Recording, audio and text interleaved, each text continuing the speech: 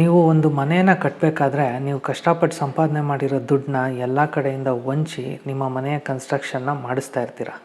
ಆದರೆ ಕೆಲವೊಂದು ಸತಿ ಏನಾಗುತ್ತೆ ಅಂದರೆ ಅವಶ್ಯಕತೆ ಇಲ್ಲದೇ ಇರೋ ಜಾಗಕ್ಕೆ ನಿಮ್ಮ ದುಡ್ಡನ್ನ ಖರ್ಚು ಮಾಡೋದ್ರಿಂದ ನಿಮ್ಮ ಮನೆಯ ಬಜೆಟ್ಟು ಜಾಸ್ತಿ ಆಗೋ ಚಾನ್ಸಸ್ ಇರುತ್ತೆ. ಇವತ್ತಿನ ವಿಡಿಯೋದಲ್ಲಿ ನಾವು ಅವಶ್ಯಕತೆ ಇಲ್ಲದೇ ಇರೋ ಖರ್ಚನ್ನ ಕಮ್ಮಿ ಮಾಡಿಕೊಂಡು ಒಂದು ಮನೆಯ ಬಜೆಟ್ನ ಹೆಂಗೆ ಉಳಿಸ್ಬೋದು ಅನ್ನೋದನ್ನು ತಿಳಿಸ್ಕೊಡ್ತೀವಿ. ಬನ್ನಿ ಹಾಗಾದರೆ ಈ ವಿಡಿಯೋನ ಶುರು ಮಾಡೋಣ. ಶುರು ಮಾಡೋದಕ್ಕಿಂತ ಮುಂಚೆ ನೀವೇನಾದರೂ ನಮ್ಮ ಚಾನಲ್ಗೆ ಫಸ್ಟ್ ಟೈಮ್ ವಿಸಿಟ್ ಮಾಡ್ತಾ ಇದ್ದರೆ ದಯವಿಟ್ಟು ನಮ್ಮ ಚಾನಲ್ಗೆ ಸಬ್ಸ್ಕ್ರೈಬ್ ಮಾಡ್ಕೊಳ್ಳಿ. ನಮ್ಮ ಚಾನಲ್ ಹೆಸರು ಕನ್ನಡ ಸ್ನೇಹಿತ ಯೂಟ್ಯೂಬ್ ಚಾನಲ್. ಇದೇ ರೀತಿ ಹೊಸ ಹೊಸ ಇನ್ಫಾರ್ಮೇಷನ್ ಮತ್ತು ಟಿಪ್ಸೊಂದಿಗೆ ನಿಮ್ಮ ಮುಂದೆ ಬರ್ತಾನೆ ಇರ್ತೀನಿ.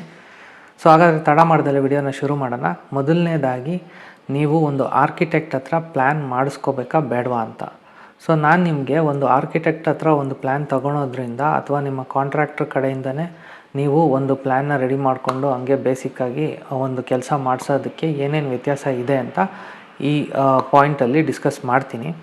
ಸೊ ನೀವೊಂದು ಆರ್ಕಿಟೆಕ್ಟ್ ಹತ್ರ ಪ್ಲ್ಯಾನ್ ತೊಗೊಳ್ಬೇಕಾದ್ರೆ ನಿಮಗೆ ಒಂದು ಕ್ಲಿಯರ್ ಕಟ್ ನಿಮ್ಮ ಮನೆ ಹೇಗೆ ಬರುತ್ತೆ ಅಂತ ಐಡಿಯಾ ಸಿಗುತ್ತೆ. ಯಾಕೆಂದರೆ ಅವರು ಕಂಪ್ಲೀಟ್ ಒಂದು ಸ್ಟ್ರಕ್ಚರ್ ಡಿಸೈನ್ ಆಗ್ಬೋದು, ಒಂದು ಕಂಪ್ಲೀಟ್ ಪ್ಲ್ಯಾನ್ ಆಗ್ಬೋದು, ನಿಮ್ಮ ಮನೆಗೆ ಎಷ್ಟು ಕಾಲಮ್ಸ್ ಬರುತ್ತೆ, ನಿಮ್ಮ ಮನೆಯ ರೂಮ್ ಸೈಜ್ ಏನಿರುತ್ತೆ, ನಿಮ್ಮ ಮನೆಯ ಆಲ್ ಸೈಜಸ್ ಏನಿರುತ್ತೆ, ನಿಮ್ಮದು ಎಷ್ಟು ಸ್ಕ್ವೇರ್ ಫೀಟಲ್ಲಿ ಕನ್ಸ್ಟ್ರಕ್ಷನ್ ಆಗುತ್ತೆ, ಇದನ್ನೆಲ್ಲ ಕ್ಲಿಯರಾಗಿ ನಿಮಗೆ ಪ್ಲ್ಯಾನಲ್ಲಿ ಕೊಡ್ತಾರೆ. ಅವರು ನಿಮಗೆ ಒಂದು 20,000ಇಂದ 30,000ವರೆಗೂ ಚಾರ್ಜ್ ಮಾಡ್ಬೋದು. ಬಟ್ ನೀವು ಒಂದು ಆರ್ಕಿಟೆಕ್ಟ್ನ ನೀಟಾಗಿ ಯೂಸ್ ಮಾಡಿಕೊಂಡು ನಿಮ್ಮ ಪ್ಲ್ಯಾನ್ನ ಪಕ್ಕಾ ರೆಡಿ ಮಾಡಿಕೊಂಡ್ರೆ ನೀವು ಈ ಪ್ಲ್ಯಾನಿಂದನೇ ಹೆಚ್ಚು ಕಮ್ಮಿ ಒಂದು 2ರಿಂದ 3 ಲಕ್ಷನ ಸೇವ್ ಮಾಡ್ಬೋದು. ಅದು ಹೇಗೆ ಅಂದರೆ ನಿಮ್ಮ ಪ್ಲ್ಯಾನ್ ರೆಡಿ ಆಗಬೇಕಾದ್ರೇ ನಿಮ್ಮ ಕಾಲಮ್ ಸೈಜಸ್ ಏನಿರಬೇಕು, ನೀವು ಎಷ್ಟು ಫ್ಲೋರ್ನ ಕಟ್ತಾ ಇದ್ದೀರಾ ಕನ್ಸ್ಟ್ರಕ್ಷನ್ಸಲ್ಲಿ, ಆಮೇಲೆ ಆ ಫ್ಲೋರ್ಗಳಿಗೆ ಯಾವ ರೀತಿ ಲೋಡ್ ತೊಗೊಳುತ್ತೆ, ಆಮೇಲೆ ಎಷ್ಟು ಸ್ಟೀಲ್ ಹಾಕಬೇಕು, ಆಮೇಲೆ ಕಾಲಮ್ ಸೈಜಸ್ ಏನಿರಬೇಕು, ಆಮೇಲೆ ನಿಮ್ಮ ಮನೆಗೆ ಎಷ್ಟು ಕಾಲಮ್ ಬರಬೇಕು, ಆಮೇಲೆ ನಿಮ್ಮ ಮನೆಯ ರೂಮ್ ಸೈಜಸ್ಸು ಆದಷ್ಟು ನಿಮ್ಮ ರೂಮ್ ಸೈಜ್ಗಳನ್ನ ಕಮ್ಮಿನೇ ಮಾಡ್ಕೊಳ್ಳಿ. ಮ್ಯಾಕ್ಸಿಮಮ್ ಅಮ್ಮಮ್ಮ ಅಂದರೆ ಒಂದು 12/14 ಅಷ್ಟೇ, ಅದಕ್ಕಿಂತ ಜಾಸ್ತಿ ಮಾಡ್ಕೊಳಕ್ಕೆ ಹೋಗಬೇಡಿ. ಯಾಕೆಂದರೆ ನಿಮಗೆ ರೂಮ್ ಸೈಜಸ್ ಆಗ್ಬೋದು, ಆಲ್ ಸೈಜಸ್ ಆಗ್ಬೋದು, ಎಷ್ಟು ಜಾಸ್ತಿ ಆಗುತ್ತೋ ಅಷ್ಟು ಕಾಸ್ಟು ಯಾವಾಗಲೂ ಜಾಸ್ತಿ ಆಗ್ತಾ ಇರುತ್ತೆ. ಈ ರೀತಿ ನೀವು ಒಂದು ಪ್ಲ್ಯಾನ್ನ ರೆಡಿ ಮಾಡಬೇಕಾದ್ರೇ ನಿಮಗೊಂದು ಕ್ಲಿಯರ್ ಒಂದು ಅಂಡರ್ಸ್ಟ್ಯಾಂಡಿಂಗ್ ಬಂದುಬಿಟ್ರೆ ನಿಮ್ಮ ರೂಮ್ ಸೈಜಸ್ಸು ಆಲ್ ಸೈಜಸ್ಸು ಎಲ್ಲ ನೀವು ಅಲ್ಲೇ ಎಷ್ಟೋ ದುಡ್ಡನ್ನ ಸೇವ್ ಮಾಡಿರ್ತೀರ. ಆಮೇಲೆ ಇದ್ರ ಪ್ರಕಾರನೇ ನೀವು ಲೇಬರ್ ಹತ್ರನೂ ಡಿಸ್ಕಷನ್ ಮಾಡಬೇಕು. ಆಮೇಲೆ ಅವರು ಸ್ಕ್ವೇರ್ ಫೀಟ್ಗೆ ಎಷ್ಟು ಚಾರ್ಜ್ ಮಾಡ್ತಾರೆ, ಇದಕ್ಕೊಂದು ಅಗ್ರಿಮೆಂಟು ನೀವು ಇಂಜಿನಿಯರ್ ಕಡೆಯಿಂದ ರೆಡಿ ಮಾಡಿಸ್ಕೊಂಡು ಅವರು ಕೊಡೋಂಥ ಕಾಸುಗಳು ಎಷ್ಟೆಷ್ಟು ಹೋಗುತ್ತೆ ಅದನ್ನೆಲ್ಲ ಕ್ಲಿಯರಾಗಿ ನೋಟ್ ಡೌನ್ ಮಾಡಿಕೊಂಡು ಇಟ್ಕೊಂಡ್ರೆ ನಿಮಗೆ ಪ್ರತಿಯೊಂದು ಖರ್ಚಿನ ಬಗ್ಗೆನೂ ಒಂದು ಐಡಿಯಾ ಇರುತ್ತೆ. ಸೊ ಆಮೇಲೆ ಏನಪ್ಪ ಅಂದರೆ ನೀವೊಂದು ಸಾಮಾನ್ಯವಾಗಿ 30-40 ಸೈಟ್ ನಿಮ್ಮ ಹತ್ರ ಇದ್ದರೆ ನೀವು ಕನ್ಸ್ಟ್ರಕ್ಷನ್ ಏರಿಯಾ ಅಂದರೆ ನಿಮ್ಮದು ಒಂದು 1000 ಸ್ಕ್ವೇರ್ ಫೀಟೋ ಇಲ್ಲಾಂದರೆ 900 ಸ್ಕ್ವೇರ್ ಫೀಟೋ, ಸೊ ಆದಷ್ಟು ನಿಮ್ಮ ಸ್ಕ್ವೇರ್ ಫೀಟ್ ಏರಿಯಾ ಕನ್ಸ್ಟ್ರಕ್ಷನ್ಗೆ ಎಷ್ಟು ಬೇಕೋ ಅಷ್ಟನ್ನು ಕಮ್ಮಿ ಮಾಡ್ಕೊಳ್ಳಿ. ಸೊ ನಿಮ್ಮ ಸೈಟ್ ಏನಾದರೂ ದೊಡ್ಡದಾಗಿದೆ, 30-40 ಇದೆ, ಇಲ್ಲ 30-50 ಇದೆ ಅಂದರೆ ನಿಮ್ಮ ಕನ್ಸ್ಟ್ರಕ್ಷನ್ನು ಸೈಟ್ ಎಷ್ಟಿದೆಯೋ ಅಷ್ಟು ಮಾಡೋಕ್ಕೆ ಹೋದರೆ 100% ಕಾಸ್ಟು ತುಂಬಾ ಜಾಸ್ತಿ ಆಗುತ್ತೆ. ಸೊ ನೀವು ಆದಷ್ಟು 1900 ಸ್ಕ್ವೇರ್ ಫೀಟಲ್ಲಿ ಮಾಡಿಕೊಂಡ್ರೆ ನಿಮ್ಮ ಕನ್ಸ್ಟ್ರಕ್ಷನ್ ಕಾಸ್ಟೂ ಕಮ್ಮಿ ಆಗುತ್ತೆ. ಆಮೇಲೆ ಫುಟ್ಟಿಂಗಿಂದ ನೀವು ಸ್ಟಾರ್ಟ್ ಮಾಡಬೇಕಾದ್ರೆ ಸ್ಟೀಲ್ ಯಾವ್ದು ಹಾಕಬೇಕು ಅನ್ನೋದನ್ನು ನೀವು ಡಿಸೈಡ್ ಮಾಡ್ಕೋಬೇಕಾಗುತ್ತೆ. ಸೊ ನೀವು ಬ್ರ್ಯಾಂಡ್ ಪ್ರಕಾರ ಹೋದರೆ ಅಂದರೆ ಟಾಟಾ, JSW ಈ ಥರ ಹೋದರೆ ನಿಮಗೆ ಬ್ರ್ಯಾಂಡ್ ವ್ಯಾಲ್ಯೂಗೆ ನೀವು ದುಡ್ಡು ಕೊಡಬೇಕಾಗುತ್ತೆ. ಸೊ ಅದ್ರ ಬದಲು ಒಂದು 500D ಇರೋಂಥ ಒಂದು ಸ್ಟೀಲ್ನ ನೀವು ಯೂಸ್ ಮಾಡ್ಕೋಬೋದು. ಸೊ ಮೀನಾಕ್ಷಿ, ಇಂಡಸ್ಸು, SK ಈ ಥರ ಎಲ್ಲ ಸ್ಟೀಲ್ಗಳಿದೆ. ಸೊ ಸೆಕೆಂಡ್ ರೋ ಬ್ರ್ಯಾಂಡ್ಸ್ಗೆ ನೀವು ಹೋಗಿ ಅದರಲ್ಲೇ ನೀವು ಯೂಸ್ ಮಾಡ್ಕೋಬೋದು. ಅದಾದಮೇಲೆ ನೀವು ನೆಕ್ಸ್ಟ್ ಏನು ಮಾಡಬೇಕು ಅಂದರೆ ಇಂಜಿನಿಯರ್ ಹತ್ರ ಒಂದು ಸ್ಟ್ರಕ್ಚರ್ ಡಿಸೈನ್ ತೊಗೊಳ್ಬೇಕಾದ್ರೆ ನೀವು ಹೇಳಿರ್ತೀರ, ಸರ್ ಒಂದು 4 ಫ್ಲೋರ್ಗೆ ಆಗೋಷ್ಟು ಕೊಟ್ಬಿಡಿ, ಇಲ್ಲ 6 ಫ್ಲೋರ್ಗೆ ಆಗೋಷ್ಟು ಕಟ್ಬಿಡಿ. ಅವ್ರೇನು ಮಾಡ್ತಾರೆ ಅಂದರೆ ನಿಮ್ಮ ಸ್ಟೀಲ್ನ ಸೈಜಸ್ ಇರುತ್ತಲ್ಲ ಅದನ್ನು ಇಂಜಿನಿಯರ್ಸು ಜಾಸ್ತಿ ಕೊಡೋ ಚಾನ್ಸಸ್ ಇರುತ್ತೆ. ಯಾಕೆಂದರೆ ಅವರು ನೀವೊಂದು 5 ಫ್ಲೋರ್ ಅಂದರೆ ಅವರೊಂದು 6-7 ಫ್ಲೋರ್ 8 ಫ್ಲೋರ್ಗೆ ಪ್ಲ್ಯಾನ್ ಮಾಡಿ 20 mm 25 mm ಆ ಥರ ಕೊಡ್ತಾರೆ. ಸೊ ನಾನು ಹೇಳೋದೇನೆಂದರೆ ನಿಮ್ಮ ಮನೆಗೆ ಎಷ್ಟು ಫ್ಲೋರ್ ಕನ್ಸ್ಟ್ರಕ್ಷನ್ ಮಾಡ್ತೀರಾ ಅನ್ನೋದನ್ನು ಫಸ್ಟು ತಿಳ್ಕೊಂಬಿಡಿ. ತಿಳ್ಕೊಂಡು ಆದಮೇಲೆ ನಿಮ್ಗೆ ಅದ್ರ ಪ್ರಕಾರನೇ ನಿಮ್ಮ ಸ್ಟ್ರಕ್ಚರ್ ಡಿಸೈನರ್ ಹತ್ರ ಮಾತಾಡಿಕೊಂಡು ನಿಮ್ಮ ಸ್ಟೀಲ್ನ ಸೈಜಸ್ಸು ಎಲ್ಲ 16 mm ಬೇಕಾ ಏನು ಅಂತ ಮಾತಾಡಿಕೊಂಡು ಅದ್ರ ಪ್ರಕಾರನೇ ಪ್ಲ್ಯಾನ್ ಮಾಡ್ಕೊಂಬಿಡಿ. ಆವಾಗ ಏನಾಗುತ್ತೆ ಅಂದರೆ ನಿಮ್ಮ ಸ್ಟೀಲು 1.5 ಟನ್ ತೊಗೊಳೋ ಜಾಗದಲ್ಲಿ 1 ಟನ್ ಆಗ್ಬೋದು ಒಂದೊಂದು ಫ್ಲೋರ್ಗೆ. ಸೊ ಈ ರೀತಿ ನೀವು ಅದರಲ್ಲೂ ಒಂದು 50,000 30,000 ನಿಮಗೆ ಉಳಿತಾ ಹೋಗುತ್ತೆ.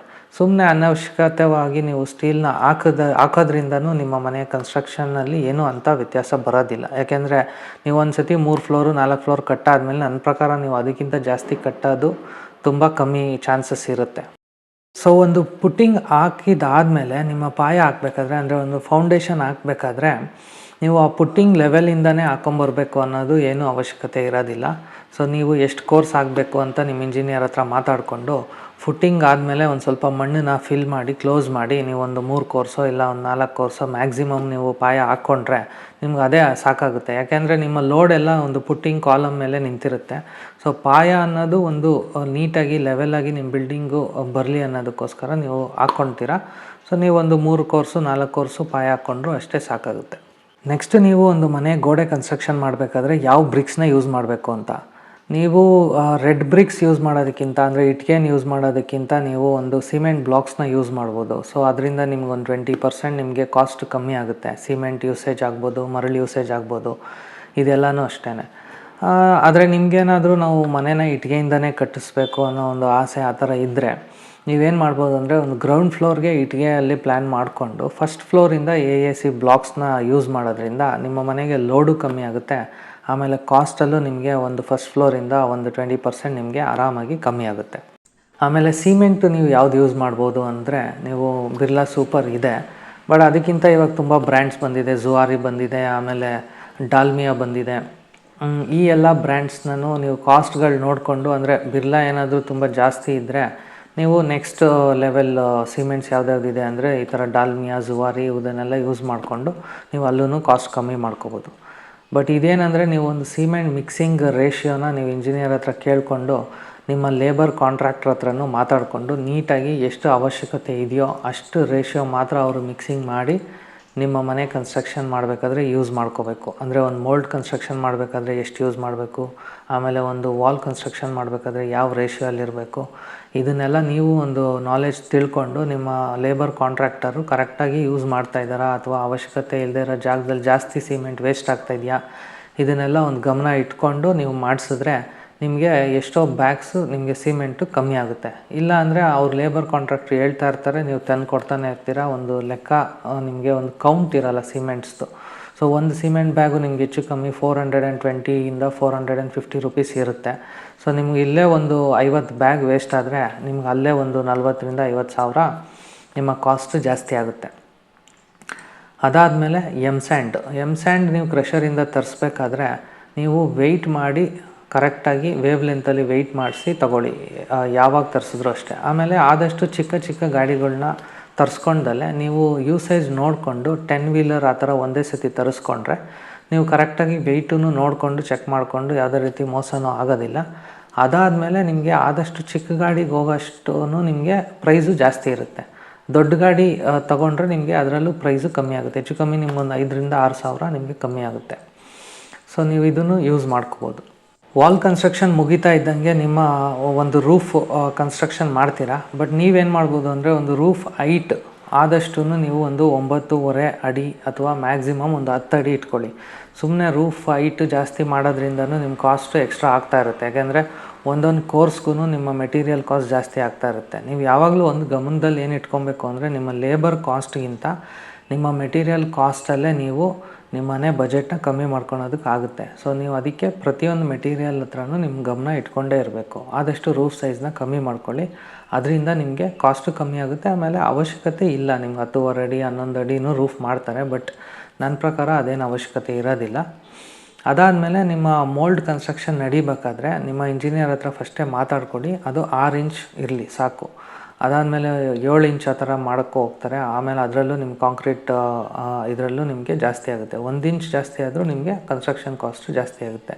ಆದಷ್ಟು ನಿಮ್ಮ ಮೋಲ್ಡು ಥಿಕ್ನೆಸ್ಸು ಒಂದು 6 ಇಂಚಸ್ ಇದ್ದರೆ ಅದೇ ನಿಮಗೆ ಸಫಿಷಿಯೆಂಟಾಗಿ ಆಗುತ್ತೆ. ಸೊ ನಿಮ್ಮ ಮನೆಯ ಎಲ್ಲ ರೂಫ್ಗಳು ಕನ್ಸ್ಟ್ರಕ್ಷನ್ ಮುಗಿದ ಮೇಲೆ ನೆಕ್ಸ್ಟ್ ನೀವು ಪ್ಲಾಸ್ಟಿಂಗ್ ಸ್ಟಾರ್ಟ್ ಮಾಡಬೇಕಾದ್ರೆ ಪ್ಲಾಸ್ಟಿಂಗ್ಗೆ ನೀವು ಒಂದು 1/2 ಇಂಚ್ ಪ್ಲಾಸ್ಟಿಂಗ್ ಮಾಡಿಸಿದ್ರೆ ಸಾಕಾಗುತ್ತೆ. ಸುಮ್ಮನೆ 1 ಇಂಚು ಆಮೇಲೆ ಹೆಚ್ಚು ಕಮ್ಮಿ ಮಾಡಿ ಜಾಸ್ತಿ ಫಿಲ್ಲಿಂಗ್ ಮಾಡೋದು, ಅದರಿಂದ ಎಲ್ಲ ನಿಮ್ಮ ಸಿಮೆಂಟು ತುಂಬ ವೇಸ್ಟೇಜ್ ಆಗ್ತಾ ಇರುತ್ತೆ. ಸೊ ನಿಮ್ಮ ಪ್ಲಾಸ್ಟಿಂಗ್ದನ್ನು ನೀವು ನೀಟಾಗಿ ಗಮನ ಇಟ್ಕೊಂಡು ನಿಮ್ಮ ಲೇಬರ್ ಕಾಂಟ್ರಾಕ್ಟರ್ ಹತ್ರ ಮಾಡಿಸ್ಬೇಕಾಗುತ್ತೆ ಕೆಲಸನ. ಯಾಕೆಂದರೆ ಅದು 1/2 ಇಂಚ್ ಮಾಡಿಸಿದ್ರೆ ತುಂಬ ಅವಶ್ಯಕತೆ ಆಗುತ್ತೆ, ಅದಕ್ಕಿಂತ ಜಾಸ್ತಿ ಬೇಕಾಗಿಲ್ಲ. ನೆಕ್ಸ್ಟ್ ನಿಮ್ಮ ಮನೆ ಒಂದು ಎಲಿವೇಶನ್ ಮಾಡಿಸ್ಬೇಕಾದ್ರೂ ಅಷ್ಟೇ, ಸುಮ್ಮನೆ ಅನವಶ್ಯಕತೆ ಇಲ್ಲದೆ ಇರೋವಂಥ ಓವರ್ ಕಷ್ಟವಾಗಿರೋ ಡಿಸೈನ್ಸ್ ತೊಗೊಳೋದು, ಆಮೇಲೆ ನಮ್ಮ ಮನೆ ಎಲ್ಲರಿಗಿಂತ ತುಂಬ ಚೆನ್ನಾಗಿ ಕಾಣಿಸ್ಬೇಕು ಅಂದ್ಕೊಳೋದು, ಆ ಥರ ಮಾಡೋಕ್ಕೋದ್ರೆ ನಿಮ್ಮ ಎಲಿವೇಶನ್ ಕಾಸ್ಟಲ್ಲೇ ನಿಮಗೆ ಹೆಚ್ಚು ಕಮ್ಮಿ 1 ಲಕ್ಷ ಎಕ್ಸ್ಟ್ರಾ ಬೀಳುತ್ತೆ. ಯಾಕೆಂದರೆ ಡಿಸೈನ್ಸ್ ಮೇಲೆ ಹೋದರೆ ಅದನ್ನು ರೆಡಿ ಮಾಡೋರು ನಿಮಗೆ ಅಷ್ಟೇ ಕಾಸ್ಟ್ಗಳು ಮಾಡ್ತಾರೆ. ನಿಮ್ಮ ಮನೆ ಎಲಿವೇಶನ್ನ ಆದಷ್ಟು ಸಿಂಪಲ್ಲಾಗಿ ನೋಡೋಕ್ಕೆ ಚೆನ್ನಾಗಿರೋ ರೀತಿ ಯಾವ ರೀತಿ ಮಾಡಿಸ್ಬೋದು ಅಂತ ನಿಮ್ಮ ಆರ್ಕಿಟೆಕ್ಟ್ ಹತ್ರ ಫಸ್ಟೇ ಮಾತಾಡಿಕೊಂಡು ಆ ಡಿಸೈನ್ನ ಸೆಲೆಕ್ಟ್ ಮಾಡ್ಕೊಂಬಿಡಿ. ಸುಮ್ಮನೆ ಎಲಿವೇಷನಲ್ಲಿ ಎಕ್ಸ್ಟ್ರಾ ಬೀಮ್ಗಳನ್ನ ಹಾಕ್ಸೋದು, ಎಕ್ಸ್ಟ್ರಾ ನಿಮ್ಮದು ಒಂದು ಇಟ್ಟಿಗೆಗಳಲ್ಲಿ ಕನ್ಸ್ಟ್ರಕ್ಷನ್ ಮಾಡಿಸೋದು, ಇದನ್ನೆಲ್ಲ ಮಾಡಿಸೋದ್ರಿಂದ ನಿಮ್ಮ ಎಲಿವೇಷನ್ ಕಾಸ್ಟು 50,000ದಿಂದ 1,00,000 ಜಾಸ್ತಿ ಆಗುತ್ತೆ. ಆಮೇಲೆ ನಿಮ್ಮ ಮನೆಯ ಬಾಗಿಲುಗಳು ಮತ್ತು ವಿಂಡೋಸ್ ವಿಷಯಕ್ಕೆ ಬಂದರೆ, ನಿಮಗೇನಾದರೂ ವುಡ್ಡಲ್ಲೇ ಹಾಕಿಸ್ಬೇಕು ಅಂತ ಪರ್ಟಿಕ್ಯುಲರಾಗಿದ್ದರೆ ನೀವು ಯೋಚನೆ ಮಾಡ್ಬೋದು. ಇಲ್ಲಾಂದರೆ ಇವಾಗ ಎಷ್ಟೋ ಹೊಸ ಆಪ್ಷನ್ಗಳು ಇದೆ. ಅಂದರೆ ಒಂದು ಎಲ್ಲ ವಿಂಡೋಸ್ನ ನೀವು WBC ವಿಂಡೋಸ್ ಮಾಡ್ಕೊಬೋದು ಅಥವಾ UPVC ವಿಂಡೋಸ್ ಮಾಡ್ಕೊಬೋದು.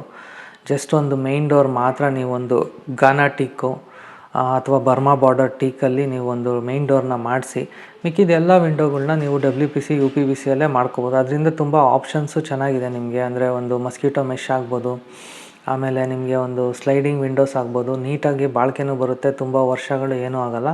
ಆಮೇಲೆ ನಿಮ್ಮ ಕಾಸ್ಟಲ್ಲೂ ಅಷ್ಟೇ ಆರಾಮಾಗಿ ನೀವು 1.5 ಲಕ್ಷದಿಂದ 2 ಲಕ್ಷ ಸೇವ್ ಮಾಡ್ಬೋದು.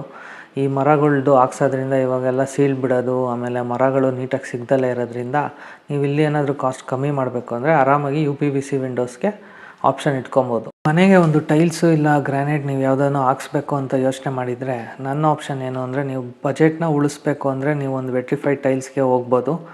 ಆಮೇಲೆ ಅದರಲ್ಲಿ ನಿಮಗೆ ಬ್ರ್ಯಾಂಡ್ಸ್ಗಳ ಆಪ್ಷನ್ ತುಂಬ ಇದೆ, ಆಮೇಲೆ ಡಿಸೈನ್ಸ್ ಆಪ್ಷನ್ಸು ತುಂಬ ಇದೆ.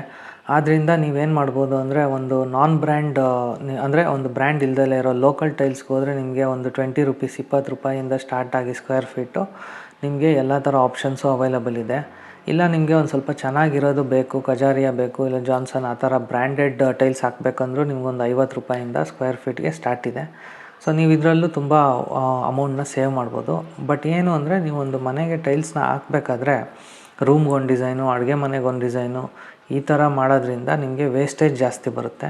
ಸೊ ಆವಾಗ ನಿಮ್ಮ ಕಾಸ್ಟೂ ಜಾಸ್ತಿ ಆಗುತ್ತೆ. ಅದ್ರ ಬದಲು ನೀವೇನು ಮಾಡ್ಬೋದು, ಒಂದು ಫುಲ್ಲು ಮನೆಗೆ ಒಂದೇ ರೀತಿ ಡಿಸೈನ್ನ ಮಾಡೋದ್ರಿಂದ ನಿಮ್ಮ ಕಾಸ್ಟ್ ಈಸಿಯಾಗಿ ಇಲ್ಲೂ ಸೇವ್ ಆಗುತ್ತೆ. ಸೊ ನೀವೊಂದು ಟೈಲ್ಸ್ನ ಮಾಡಬೇಕಾದ್ರೆ ಬಾತ್ರೂಮ್ ಎಲ್ಲದಕ್ಕೂ ಗೋಡೆಗಳಿಗೊಂದು ಡಿಸೈನು, ಆಮೇಲೆ ನಿಮ್ಮ ಮನೆ ಕಂಪ್ಲೀಟ್ ಫ್ಲೋರಿಂಗ್ ಏನೇನಿದೆ ಹಾಲು, ಅಡುಗೆ ಮನೆ, ರೂಮ್ಸು ಎಲ್ಲದಕ್ಕೂ ಒಂದೇ ಡಿಸೈನ್ ಮಾಡ್ಕೊಳ್ಳಿ. ಆದಷ್ಟು ಡಿಸೈನ್ಗಳನ್ನ ಚೇಂಜ್ ಮಾಡೋಕ್ಕೆ ಹೋಗಬೇಡಿ. ನಿಮ್ಮ ಮನೆ ಫ್ಲೋರಿಂಗ್ ಎಲ್ಲ ಆದಮೇಲೆ ನೀವು ಏನು ಮಾಡ್ತೀರಾ ಅಂದರೆ, ನೆಕ್ಸ್ಟು ನಿಮ್ಮ ಮನೆ ಪೇಂಟಿಂಗ್ ಬಗ್ಗೆನೂ ಯೋಚನೆ ಮಾಡಬೇಕಾಗುತ್ತೆ. ಸೊ ಪೇಂಟಿಂಗಲ್ಲಿ ನೀವು ಏಷ್ಯನ್ ಪೇಂಟ್ಸ್ಗೆ ಹೋದರೆ ಅದರಲ್ಲಿ royal touch, royal shine, royal mat ಈ ಥರ ಎಲ್ಲ ಇದೆ. ಇದನ್ನೆಲ್ಲ ನಿಮಗೆ ತುಂಬ ಓವರ್ ಕಾಸ್ಟ್ ಆಗುತ್ತೆ. ನೀವು ಅದ್ರ ಬದಲು ಏನು ಮಾಡ್ಬೋದು ಅಂದರೆ, ನಿಮಗೆ ಒಂದು ಸ್ವಲ್ಪ ನಾರ್ಮಲ್ ಪೇಂಟ್ಸೇ ಪ್ರೀಮಿಯಮ್ ಕೋಟೆಡ್ ಪೇಂಟ್ಸ್ನ ಯೂಸ್ ಮಾಡ್ಕೋಬೋದು. ಇಲ್ಲ ಇವಾಗ ಅದರಲ್ಲೂ ಆಪ್ಷನ್ಸ್ ಇದೆ. ಏಷ್ಯನ್ ಬೇಡ ಅಂದರೆ ನಿಪ್ಪೋ ಇದೆ.